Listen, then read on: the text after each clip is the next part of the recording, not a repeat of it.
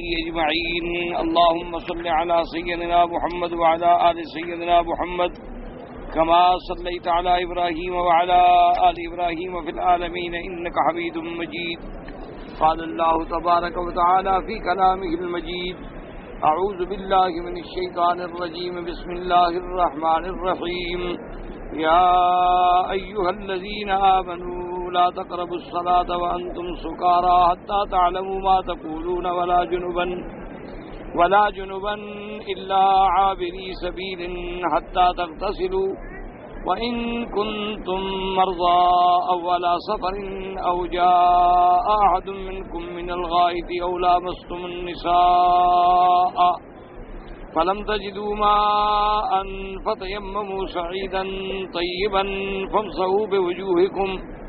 فامسحوا بوجوهكم وأيديكم إن الله كان عفوا غفورا.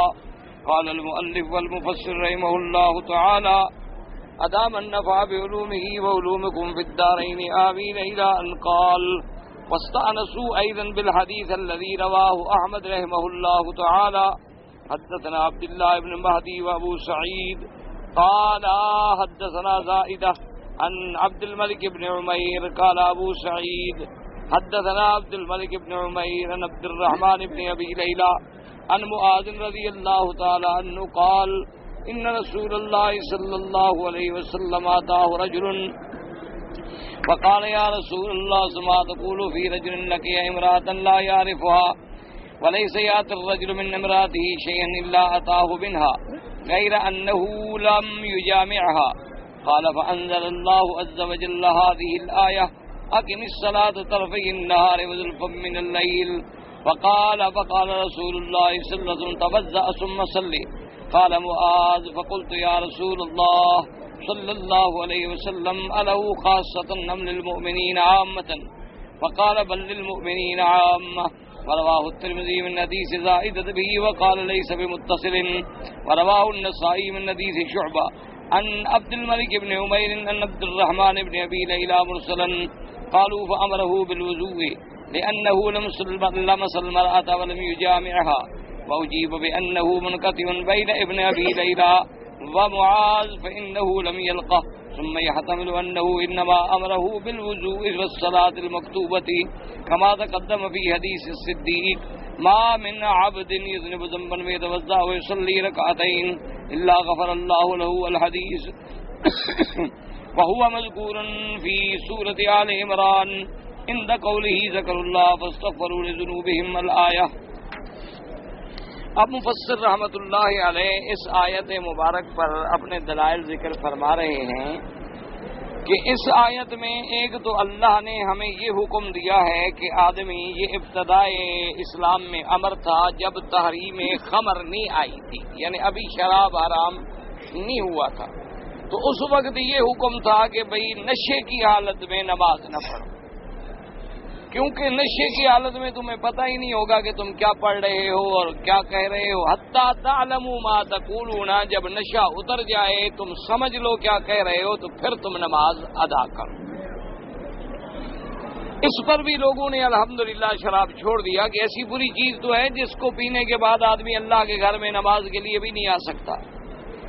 لیکن پھر بھی بعض لوگ جو ہیں وہ پیتے رہے، لیکن اس اہتمام کے ساتھ کہ رات کو پی کے سو جاتے کہ چلو بھئی نشہ ختم ہو جائے، صبح اٹھ کے نماز پڑھ لیتے، باقی دن میں نہیں پیتے. پھر اللہ نے تحریم خمر نازل فرما دی کہ بس خمر جو ہے وہ حرام، ہر حال میں، ہر وقت میں، ہر جگہ میں، ہر قسم، جو بھی نشہ آور ہے کل مسکر حرام، ہر نشہ آور چیز جو ہے وہ حرام. جب حرام ہو گیا شراب الحمدللہ پھر تمام مسلمانوں نے شراب چھوڑ دی. اسی طرح دوسرا حکم یہ تھا کہ ولا جنبا الا عابری سبیل حتی تغتسلوا، کہ اگر کوئی مرد یا عورت جنابت کی حالت میں ہے، یعنی جنابت کا معنی ہوتا ہے میاں بیوی ملے، اب دونوں کو غسل کی ضرورت ہے، یا فرض محال مرد ہے یا عورت ہے اس کو نیند کی حالت میں احتلام ہو گیا اور پانی آ گیا تو اب بھی اس کو غسل کی حاجت ہے، یا عورت ہے حالت حیض میں ہے یا حالت نفاس میں ہے، تو اب ان کے لیے کیا حکم ہے کہ وہ مسجد میں داخل نہیں ہو سکتے، مسجد کے اندر نہیں بیٹھ سکتے. اب صاف بات، جب مسجد میں داخل ہونا منع ہے تو نماز تو خود بخود منع ہو گئی کہ جب مصلی میں نہیں آ سکتے، مسجد میں داخل نہیں ہو سکتے، تو اس حالت میں نماز پڑھنا بھی منع ہے، نماز بھی نہیں پڑھ سکتے. اب کیا کریں؟ حتیٰ تغتسلوا، جب تک کہ وہ غسل نہ کر لیں. جب غسل کر لیں، پاک ہو جائیں، اب جناب وہ مسجد میں بھی آ سکتے ہیں، نماز بھی پڑھ سکتے ہیں. لیکن حیض والی عورت کا غسل اپنے ہاتھ میں نہیں کہ آج حیض آئے غسل کر لیں، نہ، اس کی جتنی عادت ہے وہ پوری کرے گی، اور کم از کم عادت جو ہے وہ 3 دن ہوتی ہے، اور زیادہ سے زیادہ عادت جو ہے وہ 10 دن ہوتی ہے.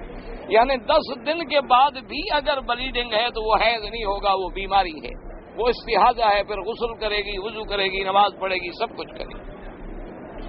اب اسی طرح سمجھ لیں کہ بھئی کم از کم 3 دن سے بھی کم مدت حیض کی نہیں ہوتی، چاہے نشان لگا اور خون نہیں آ رہا، لیکن 3 دن حیض شمار ہوگا. اس میں بھی عورت جب تک مدت پوری نہ ہو، پھر ہر عورت کی ایک عادت بن جاتی ہے، کسی کی 5 دن، کسی کی 6 دن، کسی کی 7 دن، کسی کی 8 دن.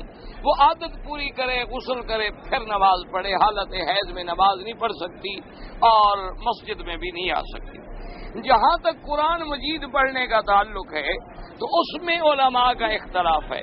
بعض علماء یہ فرماتے ہیں کہ حیض میں، نفاس میں، جنب میں قرآن عورت نہیں پڑھ سکتی، اور بعض علماء کا قول مبارک یہ ہے کہ جنب کی حالت میں تو عورت قرآن نہیں پڑھ سکتی، مرد بھی قرآن نہیں پڑھ سکتا.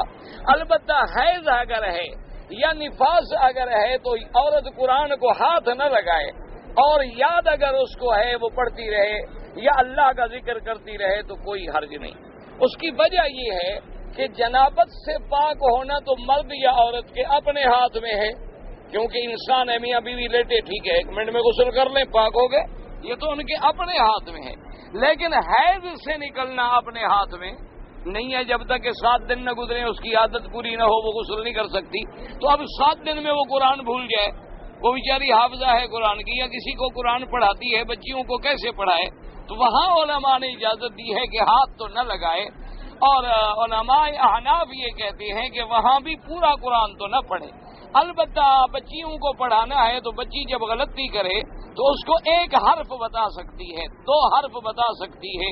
مثلا اس نے پڑھا کہ لا تقربوا الصلاۃ وانتم سکارى، تو اس نے کہا کہ نہیں پورا پڑھو، یا ایھا الذین آمنوا، 1 لفظ بتا دیا، 1 حرف بتا دیا. تو وہ کہتے ہیں ہاتھ نہ لگائے جب تک کہ پاک نہ ہو، اور پوری آیت بھی نہ پڑھے، صرف ابتداء آیت یا 1 حرف بتا دیا کہ بچیوں کو یاد ہوتا چلا جائے، لیکن پورا قرآن نہ پڑھے جب تک کہ پاک نہ ہو. اب ایک مسئلہ کیا تھا کہ ایک آدمی کا گھر ایسی جگہ ہے کہ مسجد کے علاوہ راستہ کوئی نہیں، جیسے کہ سیدنا علی رضی اللہ تعالیٰ عنہ کا گھر جو ہے عین مسجد کے قریب، جہاں اب حضور صلی اللہ علیہ وسلم کی قبر ہے، قبر مبارک اس کے ساتھ جو ہے یہ گھر ہے بی بی فاطمہ الزہرا رضی اللہ تعالیٰ عنہ کا. تو اب حضرت اسی طرح سیدنا ابی بکر صدیق رضی اللہ تعالیٰ عنہ کا جو گھر تھا تو ان کا راستہ جو ہے وہ بھی بالکل مسجد نبوی میں تھا. اس لیے حضور نے فرمایا کہ تمام خوخے جو ہیں بند کر دیجیے الا خوخۃ ابی بکر، مگر وہ کھلا رہے. تو اب اس لیے علماء نے فرمایا کہ قرآن یہ کہتا ہے کہ ولا جنبا الا عابری سبیل، کہ اگر جنب کی حالت میں مرد ہے یا عورت ہے تو مسجد میں رہ نہیں سکتے لیکن گزر سکتے، بس مسجد سے گزر جائیں، جلدی سے اپنا راستہ طے کر لیں لیکن رکے نہیں.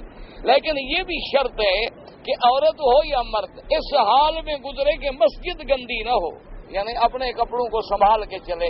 اب اگر عورت حیض کی حالت میں ہے تو اپنے آپ کو اچھی طرح کپڑے سے باندھے تاکہ اللہ کے گھر میں کوئی تلویث نہ ہو، کوئی ناپاکی نہ ہو، کوئی خون کا قطرہ نہ گرے، کیونکہ مسجدوں کا پاک رکھنا جو ہے وہ شریعت کا حکم ہے. تو ولا جنبا الا عابری سبیل، مگر صرف گزرنے کی اجازت ہے. اچھا، اس کی وجہ یہ بھی ہے کہ مثلا ایک مسافر ہے، وہ مسجد میں آ کے بیچارہ سو گیا، جیسے اب ہمارے عمرے پہ لوگ آتے ہیں تو جگہ نہیں ہے تو مسجد حرم میں سو گئے. اچھا، انسان ہے نیند کی حالت میں احتلام ہو گیا، تو اب یہ تو نہیں ہو سکتا نا، وہ کیا کرے گا؟ آخر اٹھ کے مسجد سے نکلے گا نا، اٹھ کے نکل کے باہر جائے گا. تو اس لیے صرف گزرنے کا تو اسلام نے حکم دیا ہے، لیکن بیٹھنے کا، ٹھہرنے کا، رہنے کا حکم نہیں دیا کہ یہ اللہ کے گھر ہیں. فی بیوت اذن اللہ ان ترفع ویذکر فیہا اسمہ ویسبح لہ فیہا بالغدو والآصال. اللہ کے گھروں میں مسجدوں میں اللہ کا ذکر کریں، نماز پڑھیں، قرآن پڑھیں، تلاوت کریں، ورنہ خاموش بیٹھے رہیں. یہ بھی ایک عبادت ہے. اور کوئی ایسی حرکت نہ کریں، حتیٰ کہ حضور نے فرمایا اگر بصل بھی کھائیں، ہوا آئے تو جماعت میں نہ آئیں، کسی کو ایذا کا سبب نہ بنے. مسجد میں آئیں، اچھے کپڑے پہنیں، خوشبو لگائیں، تاکہ دوسرے مسلمان کو تمہارے بدن سے خوشبو پہنچے، آرام پہنچے. اچھا، مسجد میں بھی خوشبو لگائیں، جیسے بھی کوئی عود ہے یا کوئی لوبان ہے، کوئی بخور ہے، وہ جلا دیا، خوشبو ہو جائے مسجد میں. یا مسجد کی دیواروں میں کہیں خوشبو لگا دی تاکہ مسجد میں آنے والوں کو خوشبو ملے. تو یہ احکام ہے کہ اللہ کے گھروں کو جتنا آدمی چاہے نظیف رکھے، پاک رکھے اور زیادہ سے زیادہ صفائی رکھے، تاکہ عبادت کرنے والا جو ہے اس کو بڑے ذوق اور شوق سے عبادت ہو. یا اگر آپ نے ایک ایسا مصلی بچھایا اسے بدبو آ رہی ہے تو وہ بیچارہ کیا سجدہ کرے گا، کیا نماز پڑھے گا؟ وہ تو کہے گا توبہ توبہ یار میں تو پھنس گیا سجدہ کر کے. تو اس لیے ہمیشہ یعنی ہر حال میں اللہ کے گھر کی احتیاط ضروری ہے. بس اب اور مسئلہ آ گیا کہ ان کنتم مرضی، کہ اگر تم بیمار ہو. اچھا، بیمار ہو اور غسل نہیں کر سکتے، یعنی بیماری ایسی ہے کہ اگر آدمی غسل کرے تو جان جانے کا خطرہ ہے. یا بیماری ایسی ہے کہ جان تو نہیں جائے گی لیکن بیماری لمبی ہو جائے گی، تو اس میں بھی اسلام نے اجازت دے دی کہ غسل نہ کرے. اگر جنب کی حالت میں ہے یا عورت حیض سے پاک ہو رہی ہے، دن گزر گئے لیکن بیچاری بیمار ہے، پانی اگر بہائے تو ڈر ہے تو کیا کرے؟ فتیمموا صعیدا، صرف تیمم کر لیں، مٹی پہ ہاتھ مار کے ایک دفعہ، اور ایک دفعہ اپنے چہرے پہ اور ایک دفعہ ہاتھوں پہ، اور بس ختم ہو گئی بات. یعنی جنب کا بھی وہی تیمم ہے، وضو کے لیے بھی وہی تیمم. وَإِن كُنتُم مَرْضَىٰ أَوْ عَلَىٰ سَفَرٍ، اگر تم مسافر ہو، سفر میں ہو اور سفر کی حالت میں جناب ناپاک ہو گئے، تو اب کیا کرے بھئی آدمی؟ پانی کوئی نہیں، پانی ملے تو مسئلہ واضح ہے کہ غسل کر لیں. یہ بات ہمیشہ یاد رکھا کریں کہ جب پانی موجود ہو تو مسئلہ پہلے پڑ چکے ہیں، حتیٰ تغتسلوا، کہ جب تک کہ تم غسل نہ کر لو. وہی نہ ہو جیسے کہ ایک دفعہ ایک مولوی صاحب نے امتحان لے رہے تھے فقہ کا، تو انہوں نے ایک مسئلہ سوال پوچھا لڑکوں سے کہ بھی ایک آدمی اگر کشتی میں سفر کر رہا ہے اور اس میں مٹی بھی ہے، چونا بھی ہے اور سیمنٹ بھی ہے اور چیزیں بھی ہیں، اور اگر اس کو تیمم کرنے کی ضرورت پڑے تو کس چیز سے تیمم کرے؟ تو کسی نے لکھا مٹی سے کرے، کسی نے کچھ لکھا، کسی نے کچھ لکھا، تو سارا غلط ہو گیا. بھائی جب کشتی پانی میں جا رہی ہے تو تیمم کا کیا مطلب؟ اللہ کے بندے، جب کشتی میں ہو تو کشتی تو پانی میں ہی ہوتی ہے، تو جب پانی موجود ہے تو پھر تو تیمم کا کوئی سوال ہی پیدا نہیں ہوتا نا. یہ تو کب ہے تیمم کہ جب آدمی سفر میں ہے یا بیمار ہے اور اس کو یا بیماری کی وجہ سے پانی استعمال نہیں کرتا، یا سفر میں ہے اور پانی نہیں ملتا. اچھا، اس میں یہ ہے کہ اگر وہ حمام گیا، پیشاب وغیرہ سے فارغ ہوا، تب بھی وضو کرنا ہے لیکن پانی نہیں ہے، کیا کرے؟ تیمم کر لے. اگر جنوب کی حالت میں ہے تب بھی غسل کرنا ہے، پانی نہیں ہے، کیا کرے؟ فتیمموا صعیدا طیبا. اسی میں ایک مسئلہ قرآن نے یہ بیان کیا تھا کہ او جاء احد منکم من الغائط او لامستم النساء. لفظ ہے قرآن میں کہ لامستم النساء. تو اب لامستم النساء میں دو قول ہیں. ایک قول تو آپ نے پہلے پڑھ لیا تھا کہ لامستم النساء سے مراد ہے اگر کوئی آدمی اپنی بیوی سے جماع کرے. اگر جماع کرے تو اب غسل کرنا ضروری ہے، غسل کے بغیر وہ پاک نہیں ہو سکتے. اچھا، اس میں بھی تھوڑی تفصیل ہے کہ پہلے یہ مسئلہ تھا کہ اگر میاں بیوی ملیں تو الماء من الماء، جب تک کہ پانی نہ نکلے یعنی منی کا انزال نہ ہو تو غسل واجب نہیں تھا. بعد میں حکم آ گیا، حضور نے فرمایا اذا التقى الختان بالختان فقد وجب الغسل. اگر میاں بیوی کی شرم گاہیں ایک دوسرے سے مل گئی ہیں، چاہے پانی آئے نہ آئے، غسل ضروری ہو گیا. تو اب جناب سمجھیں کہ لامستم سے کیا مراد ہے. تو بعض علماء فرماتے ہیں کہ لامستم النساء، وہ کہتے ہیں یہاں لفظ تو مس کا ہے لیکن مراد اس سے یہ ہے کہ جامعتم، انہوں نے بھی قرآن کی آیت سے استدلال کیا وَإِن طَلَّقْتُمُوهُنَّ مِن قَبْلِ أَن تَمَسُّوهُنَّ، اگر تم نے کسی عورت کو نکاح کیا ہے اور جماع نہیں کیا، صرف نکاح ہوا ہے اور تم نے طلاق دے دی ہے، تو اب کیا ہوگا کہ تمہارے ذمہ آدھی حق المہر ہے، آدھی حق المہر تم دو گے، آدھی حق المہر نہیں دو گے۔ اچھا، اسی طرح ایک عورت سے تمہارا نکاح ہوا ہے لیکن تم نے اس کو ابھی ہاتھ بھی نہیں لگایا، تو تم نے طلاق دے دی ہے، تو اب عورت پہ کوئی عدت نہیں ہے، عورت کوئی عدت نہیں گزارے گی تمہاری طلاق دینے کے بعد، جہاں چاہے وہ شادی کر لے۔ لیکن اگر نکاح کرنے کے بعد میاں بیوی ملے ہیں، اب طلاق ہوئی ہے، تو پھر عدت گزارنا ضروری ہے۔ بعض ائمہ نے فرمایا کہ عدت کیا ہے؟ ثلاثۃ قروء، 3 طہر ہے۔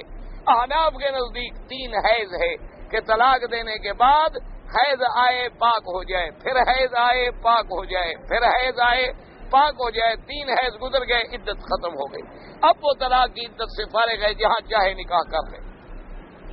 اچھا، اگر لڑکی ہے چھوٹی عمر کی اور نکاح ہو گیا، جیسے اپنے ملکوں میں چھوٹی عمر کے لڑکی نکاح ہو جاتے ہیں، اب اس نے طلاق بھی دے دی اور لڑکی کو حیض آتا نہیں، اب وہ کیا کرے؟ کتنی مدت گزارے؟ 3 مہینے۔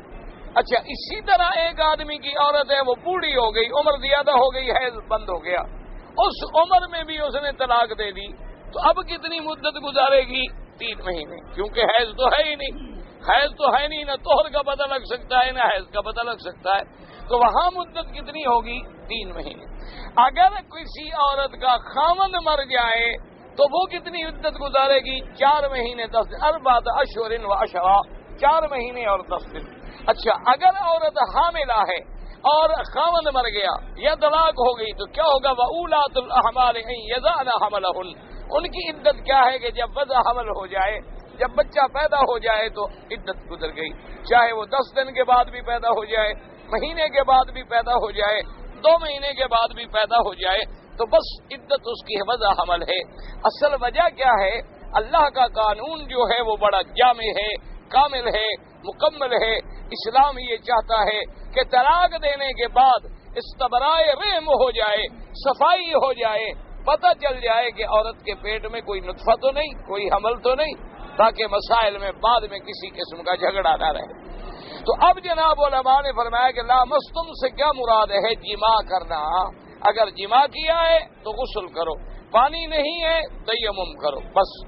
بعض علماء کہتے ہیں کہ نہیں، لامستم کا معنی ہے مس، المس بالید، کہ اگر خامد کا بیوی کو وضو کے بعد بھی ہاتھ لگ گیا یا ویسے ہاتھ لگ گیا تو کہتے ہیں بس اب وضو کرے، کہ اس کا وضو جو ہے ختم ہو گیا ہے، اگر پانی نہیں ہے تو تیمم کرے۔ امام شافعی رحمۃ اللہ علیہ کا یہی قول ہے، وہ فرماتے ہیں کہ اگر کسی مرد کا عورت کو ہاتھ لگ جائے تو اس کا وضو ختم ہو جاتا ہے، دوبارہ وضو کرے۔ اس لیے آپ نے دیکھا ہے کہ انڈونیشیا میں چونکہ زیادہ مسلک جو ہے وہ امام شافعی رحمۃ اللہ علیہ کا ہے، تو ان کے لوگ بیچارے بڑی احتیاط کرتے ہیں، طواف میں، عمرے میں، صفا میں، عورتیں ہاتھوں پہ بیچاری کپڑا باندھتی ہیں کہ کہیں انسان ہے کسی مرد کو ہاتھ نہ لگ جائے، تاکہ پھر ہمارا وضو ختم ہو گیا تو طواف ختم ہو گیا، طواف صحیح نہیں ہوگا۔ تو اس لیے امام شافعی رحمۃ اللہ علیہ، اللہ کے کروڑوں رحمتیں ہوں تمام ائمہ پہ، ان کے قول مبارک میں تو یہ ہے، وہ کہتے ہیں جی لا مستم، اس کا معنی ہے کہ آدمی نے بوسہ دیا، میاں بیوی نے گلے لگے، ایک دوسرے کو پیار کیا، چاہے جماع نہیں بھی کیا، وہ کہتے ہیں بس اب وضو کرے، اگر پانی نہیں تو وہ تیمم کرے۔ اب اسی پر مفسر رحمۃ اللہ علیہ یہاں تک آپ کا سبق پہنچا تھا، تو اسی پہ وہ دلائل دے رہے ہیں۔ وہ کہتے ہیں حضرت معاذ رضی اللہ تعالیٰ عنہ سے ایک روایت ہے، وہ فرماتے ہیں کہ ایک آدمی آیا حضور کی خدمت میں اور اس نے پوچھا کہ یا رسول اللہ صلی اللہ علیہ وسلم، ایک آدمی کسی عورت کو ملا اور اس نے سب کچھ کیا جو ایک مرد عورت کے ساتھ کرتا ہے لیکن جماع نہیں کیا، یعنی وہ اس نے پیار کیا، یہ کیا، وہ کیا، سب کچھ کیا، ما سوائے جماع کے جماع نہیں کیا۔ تو اس وقت یہ آیت نازل ہوئی تو حضور پاک صلی اللہ علیہ وسلم نے حکم فرمایا کہ توضأ ثم صلی، کہ وضو کرے اور پھر نماز پڑھے۔ قلت یا رسول اللہ صلی اللہ علیہ وسلم الہ خاصہ ام للمؤمنین عامۃ، کیا یہ اسی کے لیے حکم ہے یا سب کے لیے؟ حضور نے فرمایا یہ حکم سب کے لیے ہے۔ مقصد یہ تھا کہ بھئی اب امام شافعی یہ دلیل نکال رہے ہیں کہ حضور نے فرمایا نا کہ بھئی اس نے جماع تو نہیں کیا لیکن پھر بھی وضو کریں اور نماز پڑھے۔ اچھا، اسی طرح ایک حدیث مبارک میں یہ بھی آتا ہے کہ اگر کسی آدمی سے کوئی گناہ ہو گیا، اللہ کسی کو محفوظ رکھے، تو حضور نے فرمایا وہ کیا ہے کہ وضو کرے، 2 رکعت نماز پڑھے، اللہ تبارک و تعالیٰ اس کے گناہوں کو معاف کر دیں گے۔ لیکن یہ مسئلہ سمجھیں، اگر گناہ صغیرہ ہے تو وہ تو نماز پڑھنے سے وضو کرنے سے معاف ہو جائے گا۔ ان الحسنات یذہبن السیئات، نیکیاں جو ہیں وہ گناہوں کو مٹا دیتی ہیں۔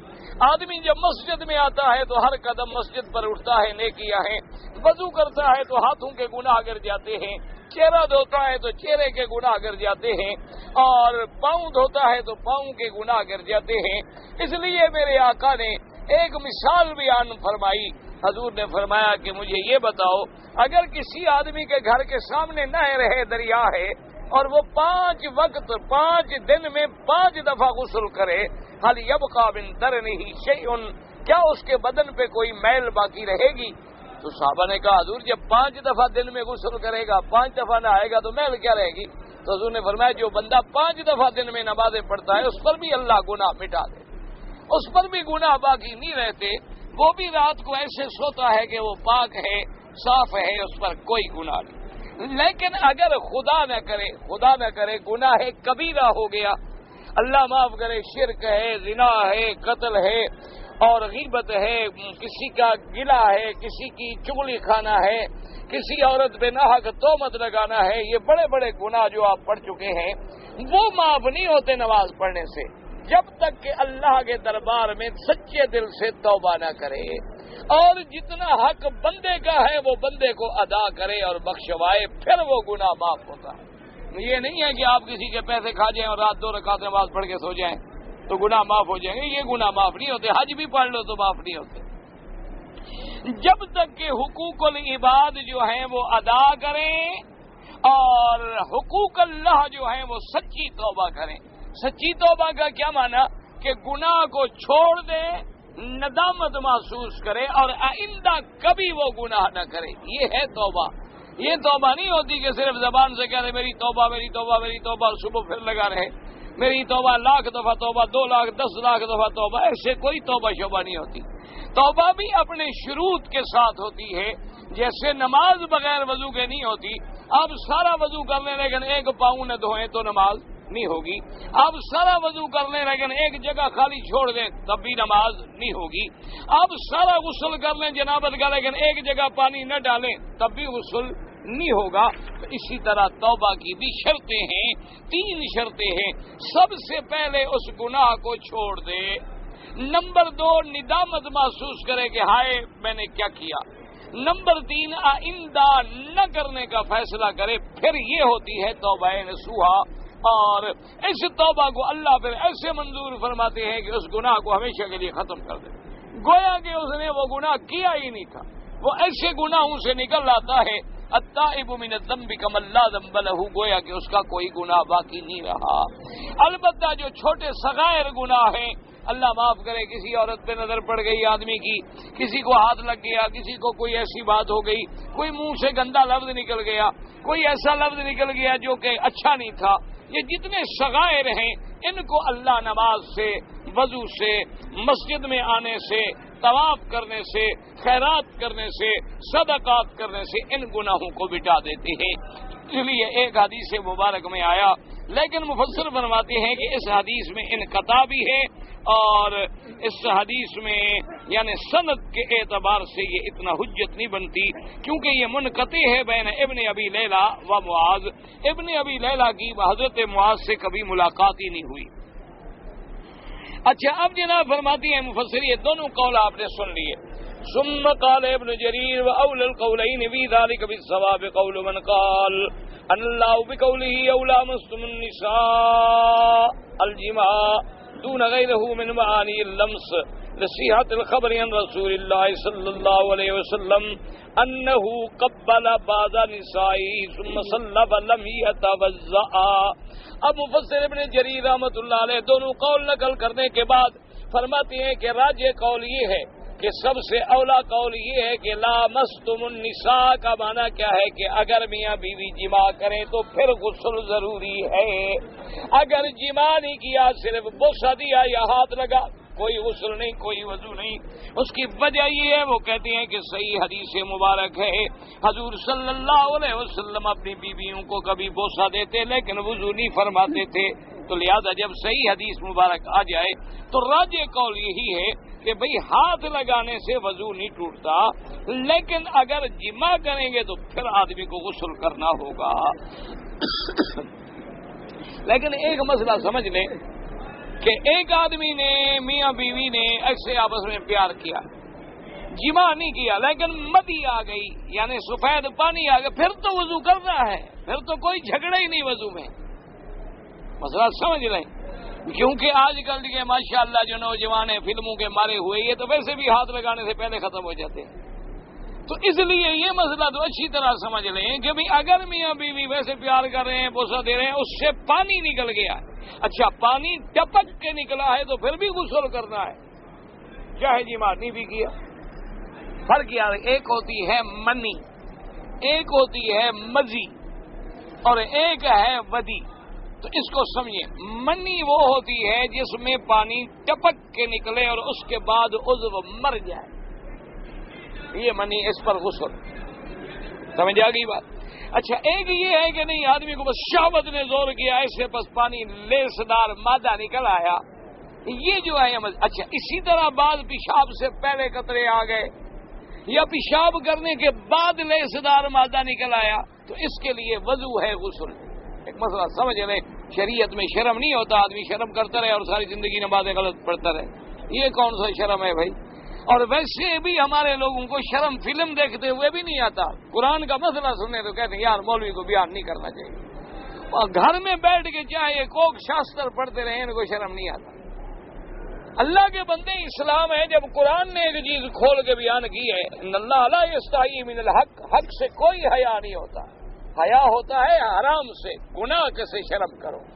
شریعت کے احکام میں کیا شرم ہے تو اس لیے مسئلہ سمجھ لیں ایک آدمی ہے جس کو آپ کہتے ہیں نا دھات آتی ہے جی مجھے بعض کہتے ہیں جی جریان ہو گیا ہے بعض لوگ کہتے ہیں کہ جی اس کو ویسے سفید مادہ آتا رہتا ہے تو اس کے لیے غسل ہے اس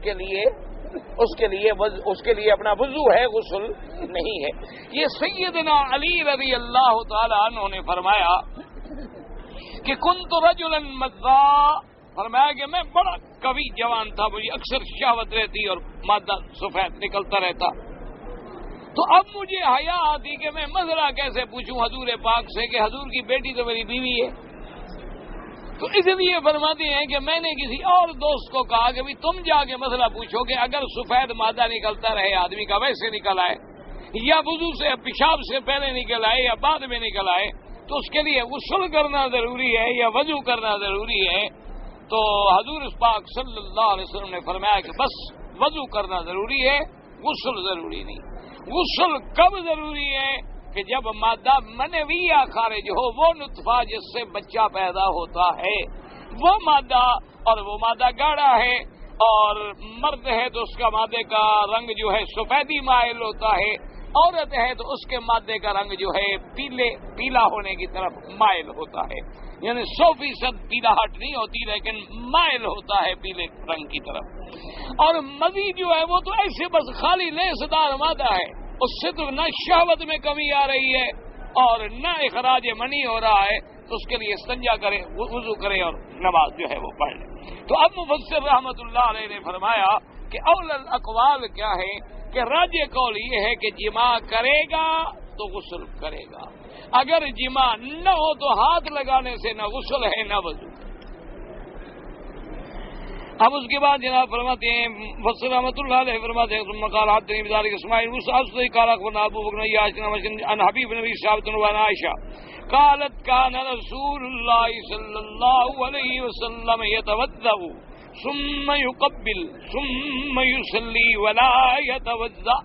اس حدیث میں بھی آتا ہے کہ بی بی عائشہ رضی اللہ تعالیٰ عنہ روایت فرماتی ہیں کہ کبھی کبھی ایسا بھی ہوتا کہ حضور وضو فرما لیتے وضو کر لیا، تیاری کر لی نماز کے لیے، لیکن اپنی بیوی کو بوسہ بھی دے دیا تو پھر بھی وضو نہیں فرماتے تھے، اسی پہلے وضو کے ساتھ جا کے نماز ادا فرماتے تھے۔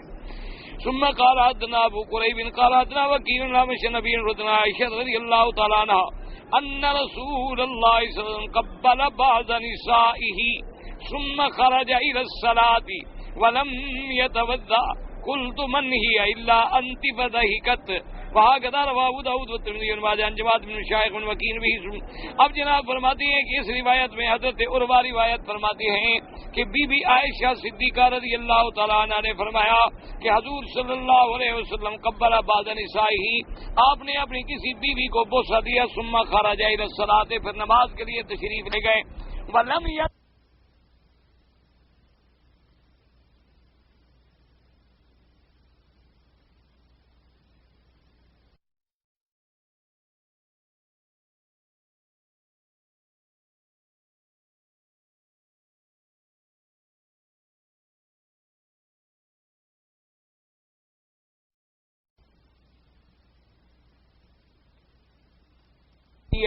کہ حضور پاک نے کسی بیوی کو بوسہ دیا، آپ کہتی ہیں بعض نسائی، تو وہ آپ ہی ہوں گی کیونکہ کسی اور بیوی کا بوسہ آپ نے کیسے دیکھ لیا؟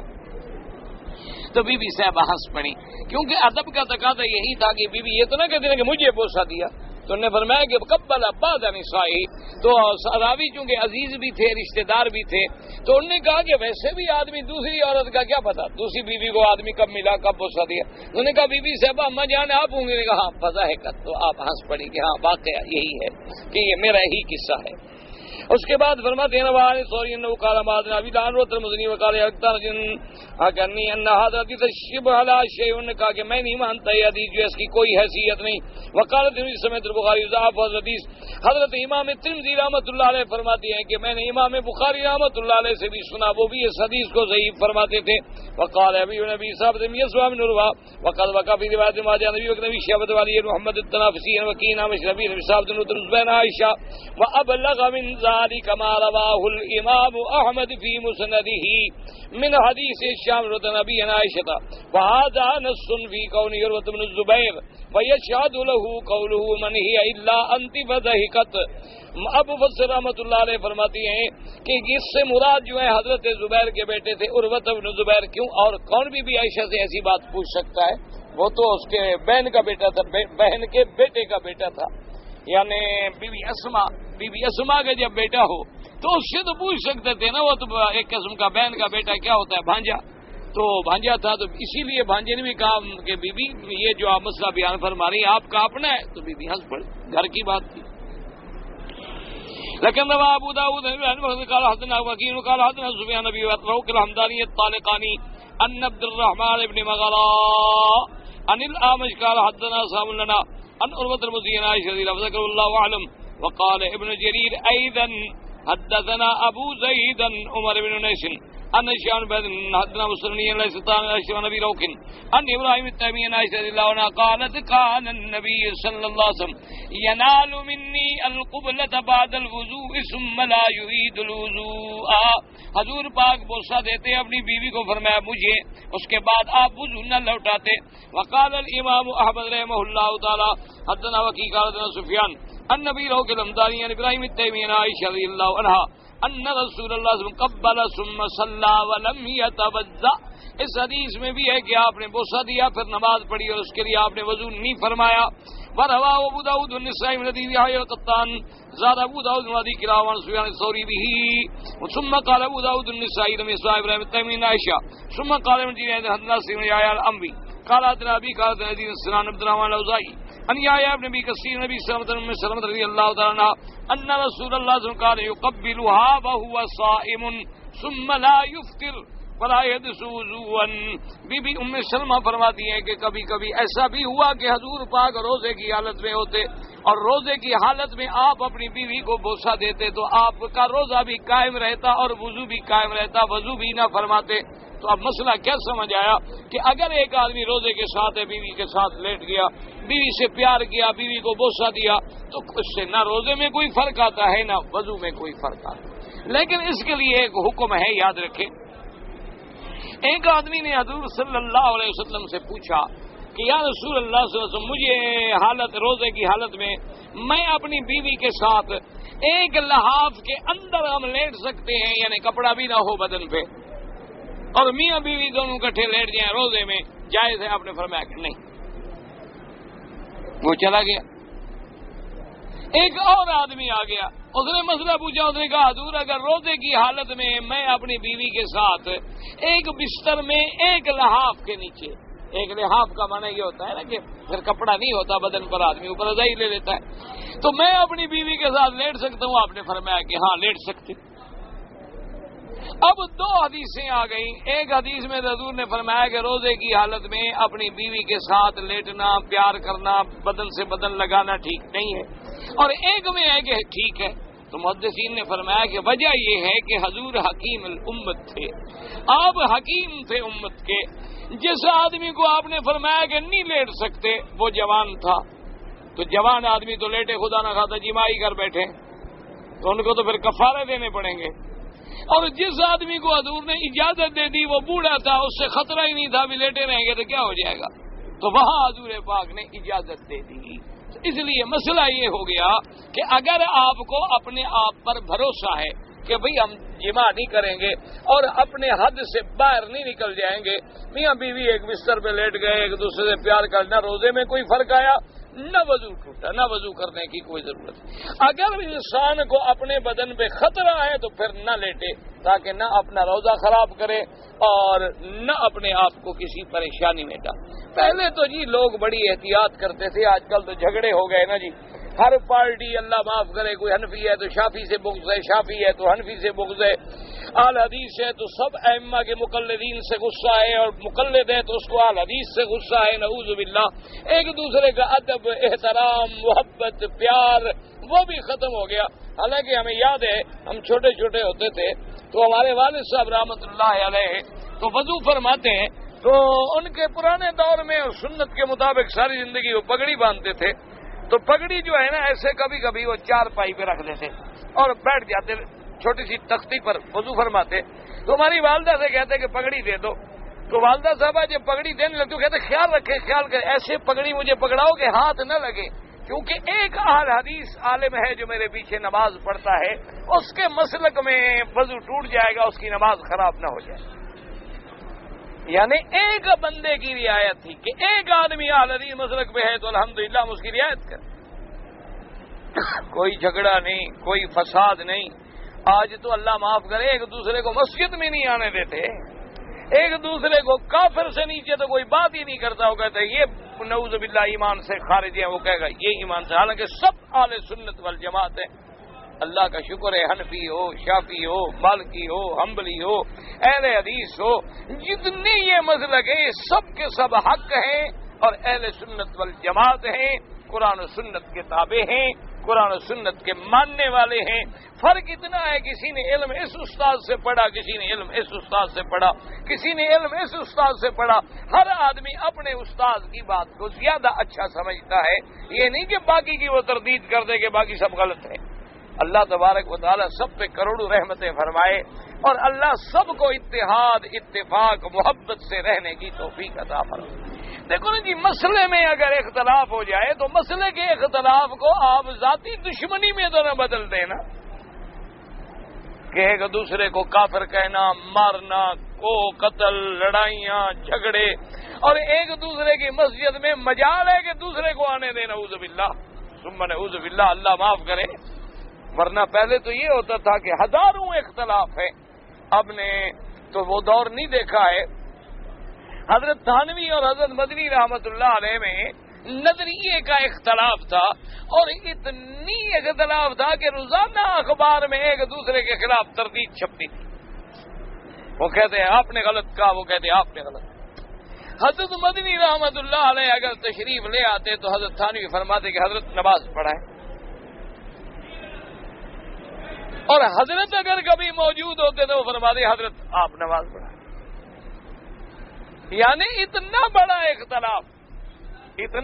اختلاف ہے کہ روزانہ اخبارات میں مضمون آ رہے ہیں، ایک دوسرے کے خلاف تردید ہو رہی ہے اور صفوں کے صفے دلائل دیے جا رہے ہیں، تم غلط ہو، کہتے تم غلط۔ اور ایک دفعہ ایسا بھی ہوا کہ حضرت مدنی تشریف لائے تو اس وقت رات کا وقت تھا اور انہیں پتا تھا کہ بھئی حضرت تھانوی کے ہاں تو ایک باقاعدہ نظام ہے، کب سونا ہے، کب اٹھنا ہے، کب مسجد میں آنا ہے، کب ملنا ہے، باقاعدہ چارٹ لگتا تھا. تو حضرت مدنی تو مجاہد آدمی تھے، مسافر آدمی تھے، مسجد کے باہر ہی اپنا بسترا کھولا وہیں لیٹ گئے.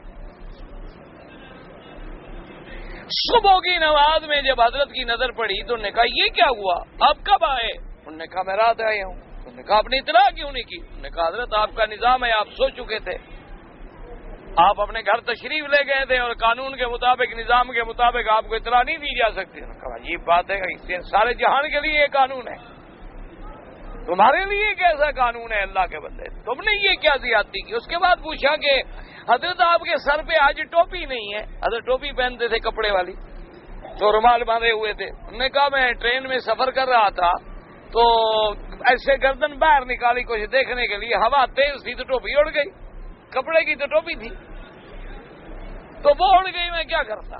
تو آپ نے فرمایا اچھا میں آپ کو پگڑی پیش کرتا ہوں.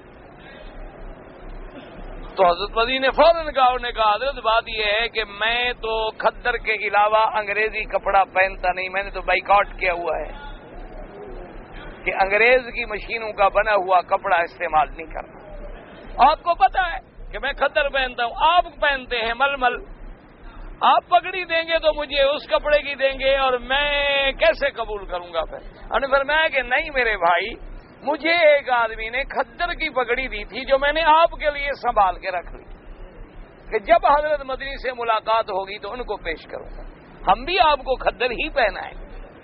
تو حضرت نے کھدر کی پگڑی منگوائی. حضرت مدنی نے کہا حضرت ایسے تو پگڑی میں نہیں لیتا. کیا بات؟ فرمایا پر اپنے ہاتھوں سے سر پہ باندھ دو، ہاتھ سے دینے کا کیا مطلب ہوا؟ حضرت نے پگڑی بدلوائی، کوئی جھگڑا نہیں، کوئی اختلاف نہیں. یہ تھا علماء کا کردار. آج کل تو بس مار کٹائی، جدال قتال، کافر سے نیچے تو مولوی کے پاس کوئی لفظ ہی نہیں رہا نا، اس سے نیچے تو کوئی گالی نہیں بچی نا. ذرا سا جھگڑا ہو جائے بس اللہ معاف کرے، مسجدیں الگ، سپیکر الگ، جمعے الگ، نمازیں الگ، وہ اس کو مسجد میں نہیں آنے دیتا، وہ اس کو مسجد میں نہیں آنے دیتا. اب مسجدیں پارٹیوں کی بن گئی، خدا کی مسجد کوئی بھی نہیں رہی. ماں سوا اس کے کہ آدمی کیا کہے انا للہ و انا الیہ راجعون، کہ بس یہ مصیبت ہے اور رونے کا مقام ہے.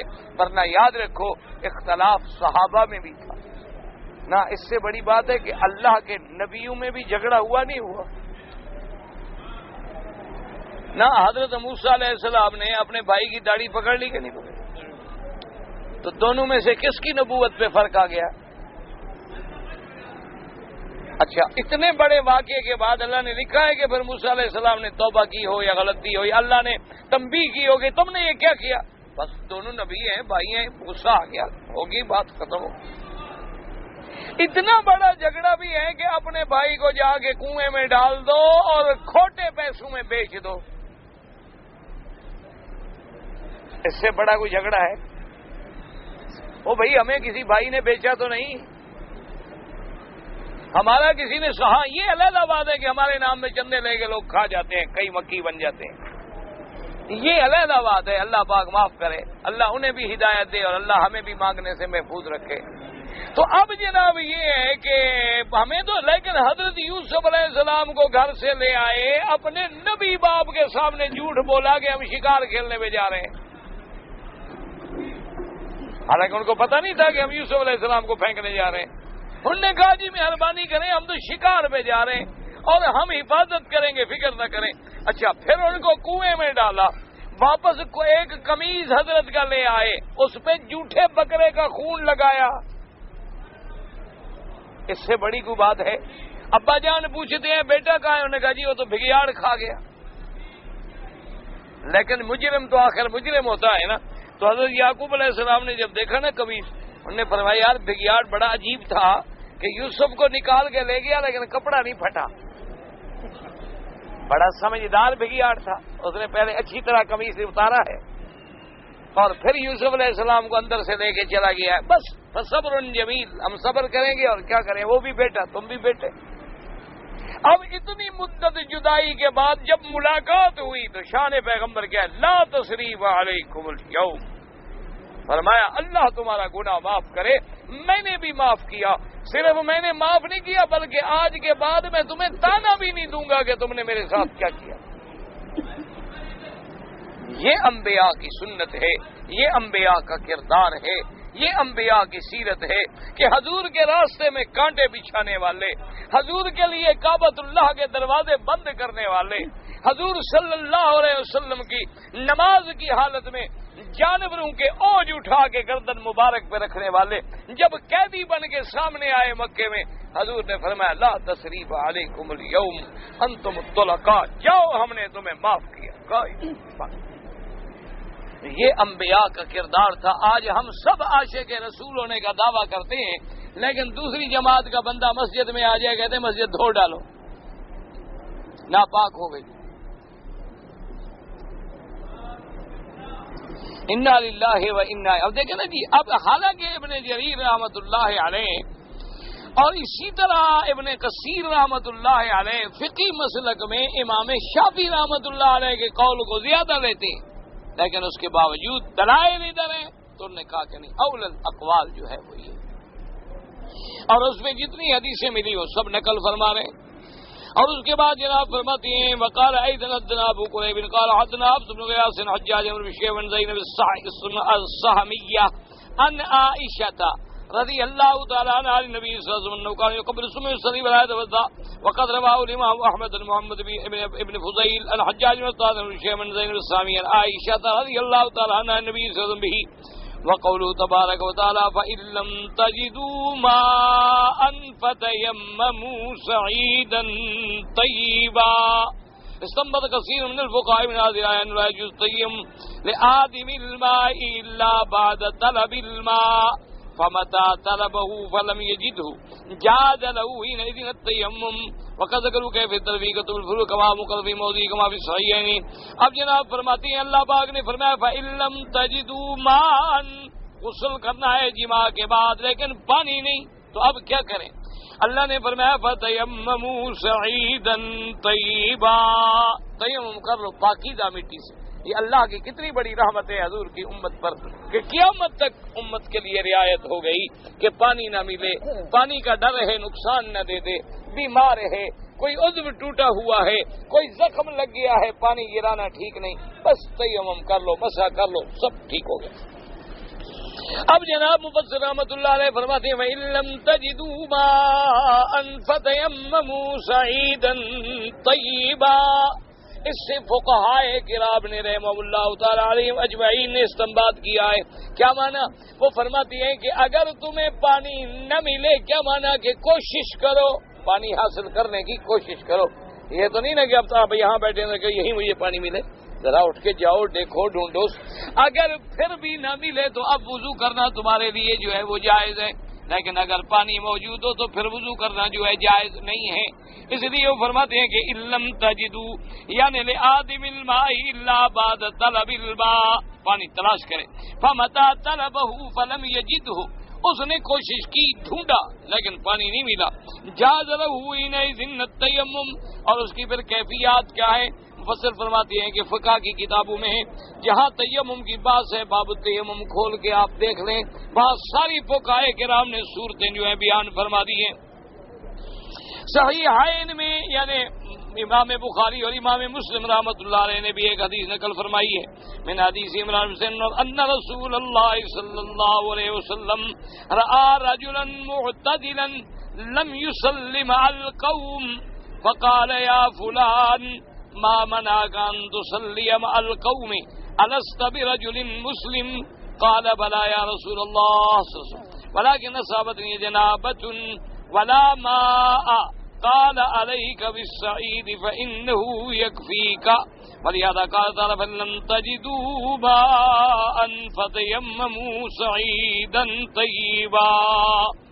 اب جناب فرماتے ہیں حدیث مبارک میں ہے کہ میرے آقا سرکار مدینہ صلی اللہ علیہ وسلم نے رآ رجلا معتدلا لم يصلي مع القوم، ایک آدمی کو دیکھا کہ وہ نماز سے علیحدہ بیٹھا ہوا ہے، سب نماز پڑھ رہے ہیں لیکن وہ نماز نہیں پڑھ رہا۔ حضور پاک صلی اللہ علیہ وسلم نے فرمایا کہ کیا وجہ ہے؟ لست برجل مسلم، کیا تو مسلمان نہیں ہو؟ کیوں نماز نہ پڑھنا ایک کافر سے تو ہو سکتا ہے، کسی مسلمان سے تو یہ امید نہیں ہو سکتی کہ نماز ہو رہی ہو اور وہ نماز نہ پڑھے۔ آپ نے فرمایا، اس نے کہا نہیں یا رسول اللہ میں مسلمان ہوں، ولیکن اصابتنی جنابۃ، میں حالت جنب میں ہوں، مجھے پانی نہیں ملا، میں نے غسل کرنا ہے تو میں نے غسل نہیں کیا، حضور تو بغیر غسل کے کیسے میں نماز پڑھوں؟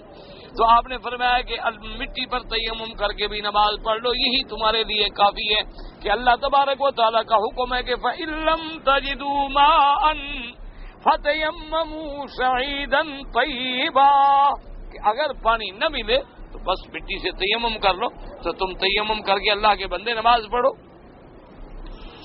اب جناب فرماتے ہیں تیمم، تیمم جو ہے لغت کے اعتبار سے کیا معنی ہے؟ لغت میں ہے هو القصد، کسی چیز کا قصد کرنا۔ تقول العرب تیمم مقلب حفظ قصد کا، جیسے امراۃ کہنے کا تیممت العین التي عند دارج يفيء عليها الفيء والرمضاء ولما رأت ان المنية ولدها والنزا من تحت اقدامها دامي، تیممت معنی قصدت۔ والسعید، سعید کا کیا معنی؟ قیل ہوا کل ما صعد علی وجہ الارض، جو چیز بھی زمین کے اوپر ہو، فیدخل فیہ التراب والرمل والشجر والحجر والنبات، وہو قول مالک، حتیٰ کہ امام مالک فرماتی ہیں کہ جو چیز زمین کے چہرے پر ہے، کیا معنی؟ مٹی ہے، ریت ہے، ریت نہیں درخت بھی ہے، کوئی پتھر بھی ہے، کوئی بوٹی ہے زمین سے نکلی ہوئی، اس پر بھی تیمم کر لے۔ امام مالک کا یہی قول ہے۔ وکیل ما کان من جنس التراب، اور بعض فرماتے ہیں کہ نہ اس چیز سے وضو کیا جائے کہ جو مٹی کی قسم سے ہو، جیسے کہ ریت ہے، زرنیخ ہے، نورا مانا چونا ہے، وہاں زرنیخ کا مانا نہیں، آپ دیکھیں آگے شاید کہیں ذکر انشاءاللہ آ جائے۔ وہذا مذہب ابی حنیفہ رحمہ اللہ تعالی، امام ابو حنیفہ رحمۃ اللہ علیہ فرماتے ہیں کہ مٹی سے یا چونے سے یا مٹی کی قسم کی کوئی چیز ہو اس سے تو تیمم ہو سکتا ہے، اور بعض علماء فرماتے ہیں کہ صرف مٹی سے ہو سکتا ہے۔ وہو قول شافعی و احمد بن حنبل صاحبہما، امام شافعی رحمۃ اللہ علیہ، امام احمد بن حنبل رحمۃ اللہ علیہ فرماتے ہیں کہ ما سوا مٹی کے چونے سے یا کسی اور چیز سے جائز نہیں۔ امام ابو حنیفہ فرماتے ہیں کہ مٹی سے تو اختلاف ہی نہیں نا، مٹی کے علاوہ کوئی مٹی کی جنس کی چیز ہے تو اس سے جائز ہے۔ امام مالک فرماتے ہیں کہ چاہے مٹی نہ بھی ہو، درخت پر بھی ہاتھ مار لے، کسی بوٹی پر بھی ہاتھ مار لے، پتھر پہ بھی مار لے، تب بھی جائز ہے۔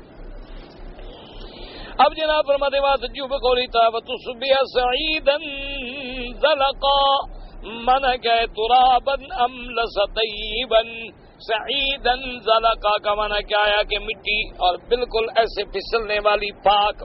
وَبِمَا ثَبَتَ فِي صحیح مسلم عن حذیفہ بن الیمان رضی اللہ تعالی عنہ قال قال رسول اللہ صلی اللہ علیہ وسلم، اس حدیث پاک میں ہے جو صحیح مسلم میں موجود ہے، حضرت حذیفہ بن الیمان جو صاحب سر رسول اللہ صلی اللہ علیہ وسلم میرے مدنی کے رازدار صحابی ہیں رضی اللہ تعالیٰ عنہ روایت فرماتی ہیں کہ حضور پاک نے فرمایا، اللہ پاک نے ہمیں تین چیزوں میں ساری دنیا کے مخلوق پہ فضیلت دی ہے۔ جعلت صفوفنا کصفوف الملائکہ، ہماری نماز کی صفیں ایسی ہوتی ہیں جیسے اللہ کے فرشتے نماز کی صفیں بناتی ہیں۔ وجعلت لنا الارض كلها مسجدا، اور اللہ نے ساری زمین کی مٹی جو ہے ہمارے لیے مسجد بنا دی۔ وجعلت تربتها لنا طهورا اذا لم نجد الماء، اور اللہ نے ساری زمین کی مٹی کو ہمارے لیے پاک کر دیا کہ پانی نہ ملے تو ہم تیمم کر کے بھی نماز پڑھ لیں۔ وَجَعَلَ تُرَابَهَا لَنَا طُهُورًا إِذَا لَمْ نَجِدِ الْمَاءَ قَالُوا فَغَسَلْتُ بِالتُّرَابِ فِي مَقَامِ الْامْتِنَانِ۔ اب جناب فرماتے ہیں کہ اس حدیث پاک میں حضور نے جہاں فرمایا تو لفظ تراب ہے، اس لیے امام احمد بن حنبل اور امام شافعی فرماتے ہیں کہ ما سوا مٹی کے اور کسی چیز سے تیمم نہیں ہو سکتا۔ وَلَوْ كَانَ غَيْرُ يَقُومُ مَقَامُ الذَّكَرِ بَهُ وَالطَّيِّبُ هَا هُنَا قِيلَ الْحَلَالُ وَقِيلَ الَّذِي لَيْسَ بِالنَّجِسِ۔ اللہ نے فرمایا کہ فَإِن لَّمْ تَجِدُوا مَاءً فَتَيَمَّمُوا صَعِيدًا طَيِّبًا، سعید کا معنی تو مٹی ہو گیا، طیب کا معنی کیا ہے؟ پاک۔ کیا معنی کہ نجس نہ ہو، کوئی ایسی مٹی نہ ہو کہ جہاں کسی جانور نے پیشاب کیا ہے یا کوئی گندگی ہے، نعوذ باللہ قاذورات پڑے ہیں، خراب چیز ہے تو وہاں نہ کریں۔ شرط یہ ہے کہ مٹی بھی ہو اور پاکیزہ بھی ہو۔ اب اس پر مفسر رحمۃ اللہ علیہ دلائل ذکر فرمائیں گے، واللہ تعالی اعلم وعلمہ اتم۔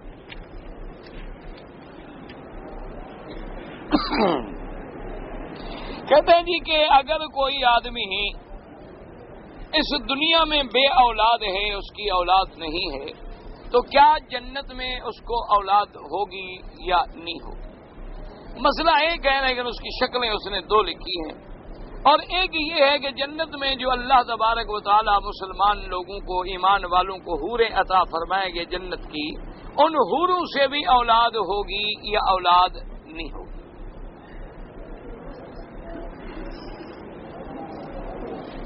بھئی یہ مسئلہ تو اللہ کے قرآن میں موجود ہے۔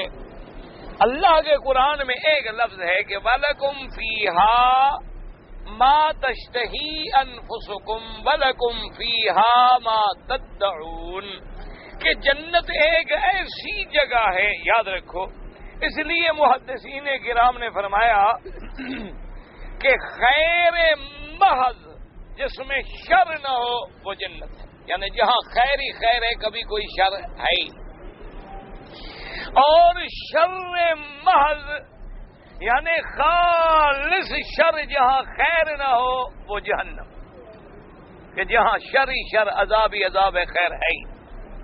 اور دنیا جو ہے اس میں خیر بھی ہے، شر بھی ہے، اچھائی بھی ہے، برائی بھی ہے، دن بھی ہے، رات بھی ہے، دکھ بھی ہے، سکھ بھی ہے، بیماری بھی ہے، شفا بھی ہے، لوگوں میں اچھے لوگ بھی ہیں، برے بھی ہیں، صالح بھی ہیں، طالع بھی ہیں، صادق بھی ہیں، کاذب بھی ہیں، جھوٹے بھی ہیں، سچے بھی ہیں، یہ عالم دنیا ہے۔ اب یہ سمجھیں کہ اللہ نے اپنی رحمت سے ایک وعدہ فرما دیا کہ میرے بندے جب جنت میں آ جاؤ گے تو میں جنت میں تمہیں ہر وہ نعمت دوں گا جو تم چاہو گے۔ تو اگر تمہیں اولاد ضرورت ہوگی، چاہو گے تو مل جائے گی، اگر تم نہیں چاہو گے نہیں ملے گی۔ تم چاہو گے کہ اس حور سے بھی میرے بچے ہو جائیں گے، تم چاہو گے کہ نہ ہوں تو نہیں ہوں گے، یہ تو سب تمہاری خواہش بھی ہے۔ جیسے کہ ایک صحابی نے کہا، اس نے کہا حضور ہمیں جنت میں اونٹنی بھی ملے گی، کیونکہ عربیوں کو اونٹنیاں بہت پیاری ہوتی ہے نا۔ تو اس نے فرمایا کہ ہاں ملیں گی۔ اس نے کہا حضور پھر اونٹنی کے بچے بھی ہوں گے؟ آپ نے فرمایا تم چاہو گے تو بچے بھی ہوں گے، یہ تو تمہاری چاہنے پر ہے۔ لیکن ایک بات یاد رکھیں کہ مومن جو تمنا کرے گا بس وہ فوراً اللہ پوری کر دیں گے۔ وہ دنیا والا نظام نہیں ہوگا کہ پہلے حمل ٹھہرے، پھر 9 مہینے عورت بیچاری عذاب بھگتتی رہے، پھر اس کی ولادت ہو، پھر وہ عذاب بھگتے نا، بغیر کسی تکلیف کے اللہ اولاد عطا فرما دیں گے۔ جیسے کہ جنت میں اللہ نے بی بی حوا کو پیدا کیا، آدم علیہ السلام سوئے ہوئے ہیں اور عورت پیدا ہو گئی، اٹھے دیکھا تو عورت جوان، بالکل یہ نہیں کہ پہلے وہ بچی تھی پھر بڑی ہوئی، اسی وقت اللہ نے پیدا کر دی۔ تو جنت ایک ایسی جگہ ہے کہ جو تم تمنا کرو گے اللہ تمہیں عطا فرمائیں گے۔ وَلَكُمْ فِيهَا مَا تَشْتَهِي أَنفُسُكُمْ وَلَكُمْ فِيهَا مَا تَدَّعُونَ، جو مانگو گے وہ تمہیں ملے گا۔ بلکہ ایک حدیث مبارک میں یہ بھی لفظ آئے ہیں کہ مومن جنت میں بیٹھا ہوگا کہ ایک پرندہ اڑ کے گزرے گا تو وہ دل میں صرف خیال کرے گا کہ مولا بڑا خوبصورت پرندہ ہے، بھائی ایسا خوبصورت پرندہ تو میں نے زندگی میں دیکھا ہی نہیں، اور پتہ نہیں اس کا گوشت کیسے لذیذ ہوگا، کباب بناتے تو مزہ آتا، بس کباب تیار ہو گیا جائے۔ کیونکہ دنیا تعب کی جگہ ہے، دنیا یہ ہے کہ اگر آپ نے آم لینا ہے تو آم کے درخت پر جاؤ توڑو، وہاں تم نہیں جاؤ گے درخت نیچے آ جائے کہ بھئی تم نے دنیا میں تکلیف کر لی۔ کلوا واشربوا ہنیئا بما اسلفتم فی الایام الخالیہ۔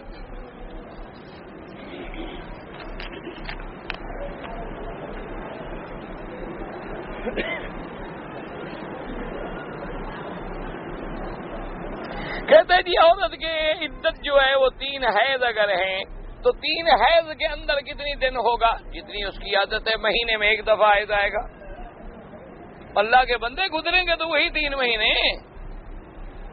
بات کو سمجھو کہ ایک عورت کی عادت ہے 5 دن حیض تو 25 دن پاک، لیکن مہینہ گزرے گا پھر حیض آئے گا نا۔ ایک عورت کی عدت ہے مثلا 7 دن تو اچھا بھی اس کے لیے 21-22 دن جو ہے پاکی کے ہو گئے، 7 دن حیض کے، پھر اگلے مہینے میں حیض آئے گا۔ ایک مہینے میں تو 3 حیض نہیں آ جائیں گے کہ دن گنے، جتنے دن بھی اس کی عادت ہو، جب وہ 3 حیض گزار لے گی پھر جا کے پاک ہوگی۔ اور متعلقہ کو طلاق دینے کے بعد رخصت کی نیت نہیں تھا، رخصت کی نیت مجھے نہیں پتا کیا مطلب، جب طلاق دے دی رخصت کی نیت کیا ہوتی ہے؟ بہرحال یہ مجھے سمجھ نہیں آیا کہ تم نے کیا پوچھا ہے کہ طلاق دیتے وقت رخصت کی نیت، اچھا رجعت ہے، یعنی رجوع کرنے کی نیت نہیں تھی، تو کیا اب دیکھو جی اصولی بات یہ ہے نیت ہو یا نہ ہو، تم نے ایک طلاق دی ہے رجوع کر سکتے ہو، ضروری نہیں کہ اس وقت رجوع کی نیت بھی ہو۔